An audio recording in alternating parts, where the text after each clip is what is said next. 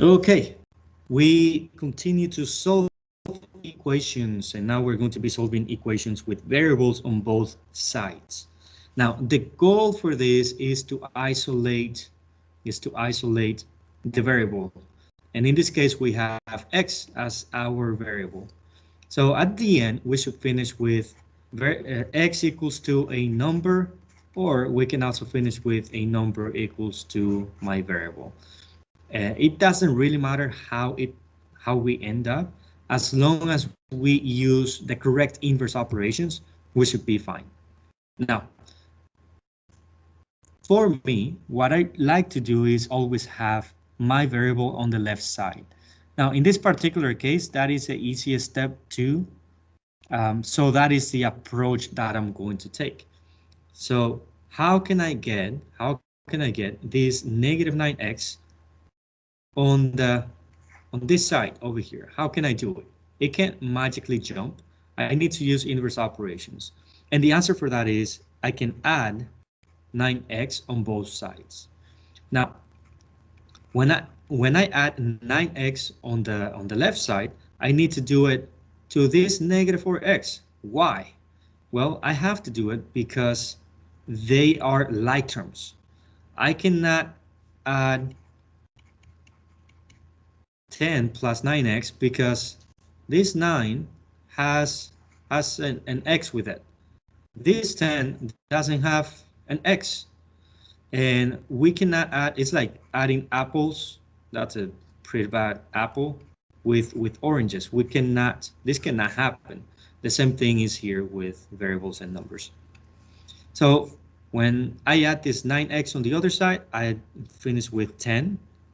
Negative 4x plus 9, that is positive 5x, and that's equal to negative 9x plus 9x. They cancel each other out, and I'm left with 0. Now, a lot of times students have a problem when they have something equal to 0. Don't be alarmed. You haven't done anything wrong. Well, if you are using the correct inverse operations, do not be alarmed. This is normal a lot of times. Well, I still don't have my variable isolated, so I need to keep moving things. I need to move this 10 and I need to move this 5.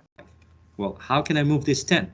The way that I can move it is by subtracting 10 on both sides. 10 minus 10 out, and I'm left with 5x is equal to 0 minus 10 is negative 10. 0 minus 10 is negative 10. And see, now we don't have 0. And it's okay if we have 0. Well, lastly, I can divide by 5 on both sides, and that gives me x is equal to negative 2. And there you go. Here is my final answer. Let's do another problem where we have variables on both sides. Now take a look at this one. Here we have to do some distribution. Love distributing. Remember that when we distribute, we have to multiply our numbers. So I'm going to start by distributing this 3 to that 3x and that negative 4. 3 times is 9x. 3 times negative 4 is negative 12. I'm also going to distribute this 1/4 times that 32x and that 1/4 times 56. Now don't be alarmed. Basically, what we're doing here is multiplying 1 times 36, which is 36, and then 4 times 1. Well, 4 times 1 is 4. 36 divided by 4 is 9. So that 1/4 times 32 is 9x. 1/4 times 56 is very similar. 1/4 times 56. I'm going to write down that 1 on the denominator. That way you guys know how I got that 4. Well, 1 times 56 is 56. 4 times 1 is 4. And 56 divided by 4, that will be 14. So that's positive 14. Well, now I need to isolate my variables. I need to put them on the same side. Oh, actually, I just noticed that I wrote 36 instead of 32.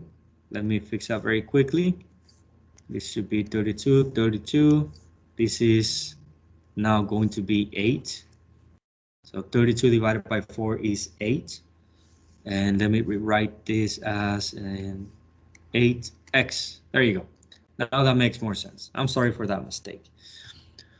Well, I still have to isolate my variables or leave my variables on the same side and my constants on the same side. So I'm going to move this 8x to the other side. And I'm going to do that by subtracting 8x. 9x minus 8x is 1x. And then bring down this negative 12, and that's equal to 14. Well, what can I do now? What will be my next step? Well, my next step will be to add 12 on both sides. And that gives me 14 plus 12, that is 26. So x is equal to 26. Here's a quick check for understanding. There's actually 2 of them. But here are 2 checks of understandings. Work through both of these problems, pause the video, and once you're ready, come back and I will go over them. Okay, hopefully you paused the video. I'm going to go over the first problem right now. This one is quite simple. I can x's to the left side, so minus 3x by subtracting 3x on both sides, and that will give me negative 5x is equal to 10. How do I get rid of that negative 5? I get rid of that by dividing by 5. X is equal to negative 2. Let's move on to the next problem.